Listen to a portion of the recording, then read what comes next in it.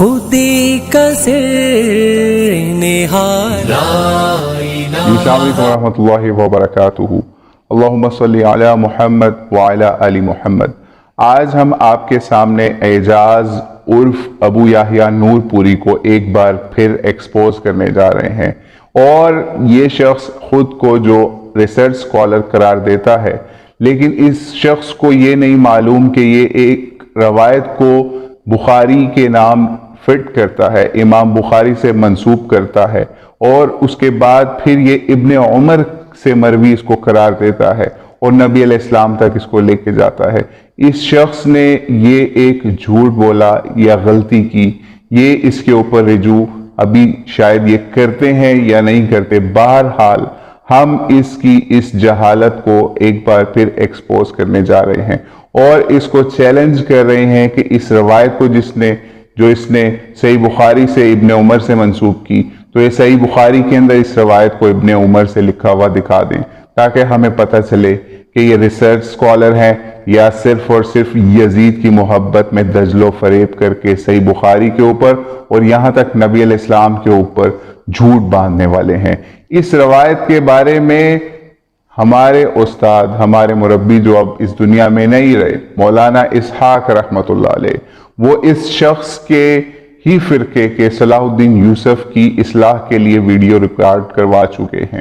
ٹھیک ہے، آج سے کم و بیش 15 سال پہلے ان لوگوں کی اصلاح کی کوشش کی، لیکن ان لوگوں کو عقل پھر بھی نہ آئی۔ پہلے اس کی بات سنیے، پھر اس کے بعد مولانا اسحاق کی ویڈیو چلاتے ہیں تاکہ ان کی اصلاح ہو سکے۔ میں شریک ہوا ہے۔ وفی صحیح البخاری عن ابن عمر رضی اللہ عنہما عن النبی صلی اللہ علیہ وسلم انہ قال، صحیح بخاری میں ہے عبداللہ بن عمر رضی اللہ عنہما نے نبی کریم صلی اللہ علیہ وسلم سے بیان کیا ہے کہ اول جیش یغزو القسطنطینیہ مغفور اللہ، کہ پہلا وہ لشکر، صحیح بخاری میں القسطنطینیہ کے الفاظ نہیں ہیں بلکہ مدینہ کیسر کے الفاظ ہیں، جو کہ قسطنطینیہ ہی تھا۔ تو مدینہ کیسر یعنی قسطنطینیہ کے جو لوگ غزوہ کریں گے وہ مغفور اللہم، وہ اللہ نے ان کو ایڈوانس میں معاف کر دیا ہے۔ یہ شیخ الاسلام نے تیمیہ غزوہ کریں گے وہ مغفور اللہم، وہ اللہ نے ان کو ایڈوانس میں معاف کر دیا ہے۔ یہ شیخ الاسلام نے تیمیہ رحمۃ اللہ علیہ نے یزید کی فضیلت بیان کی ہے، بتایا ہے کہ یزید اس حدیث کا مصداق ہے۔ ایک شیخ القرآن جس کی تفسیر سعودی حکومت تقسیم کرتی حاجیوں میں، اس کا حال یہ کہ حدیث لکھتا ہے سرے سے اس کا نام و نشان نہیں، بالکل نہیں۔ آپ یہ ضرور پہنچائیں۔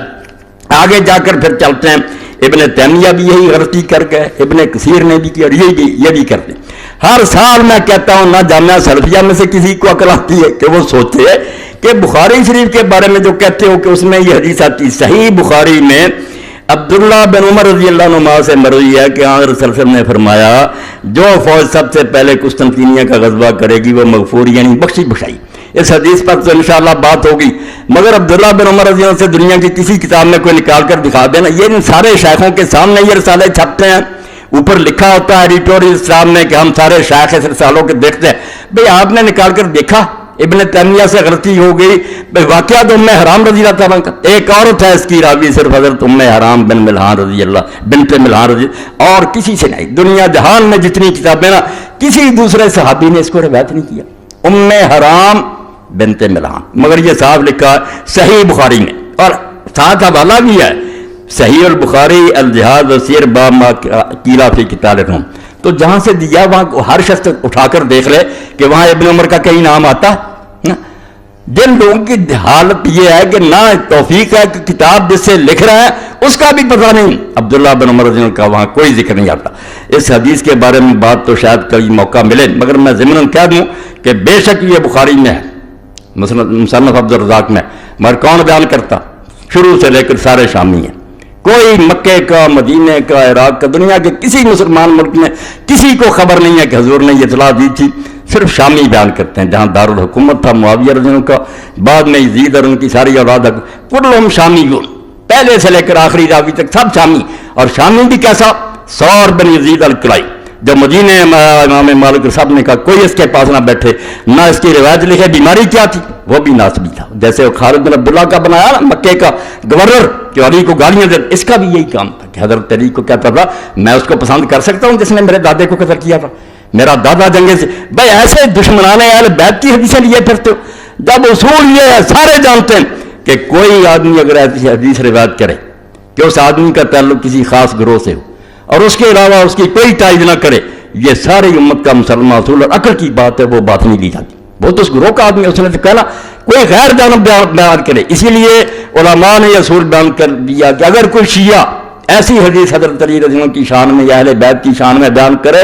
جو دوسرے کسی مسلمان نے بیان نہ کی ہو, تو بے شک وہ سچا اور دیانتدار, ہم نہیں اس کی بات مانیں گے. شبہ ہے کیونکہ اس کا یہ عقیدہ اور مسلک ہے, اس کی حمایت میں گھڑی ہوگی.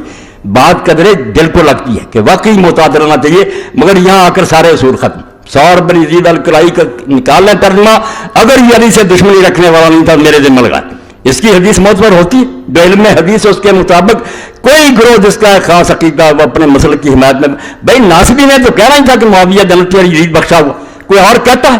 کسی کتاب میں دوسرے کوئی روایت ہے, یہ ضمن بات آ گئی. تو خیر صحیح بخاری میں عبداللہ بن عمر, دوسری غلطی کہ عبداللہ بن عمر سے صحیح بخاری میں جہاں ہے نا, بلکہ اور کسی کتاب میں بھی تو نکال دیں. کسی جگہ عبداللہ بن عمر کی یہ روایت نہیں ہے. یہ روایت جہاں بھی حضرت ام حرام بنت ملحان رضی اللہ تعالیٰ عنہ سے روایت. سبحان ربك رب العزة عما يصفون وسلام على المرسلين والحمد لله رب العالمين وصلى الله على سيدنا محمد وعلى آله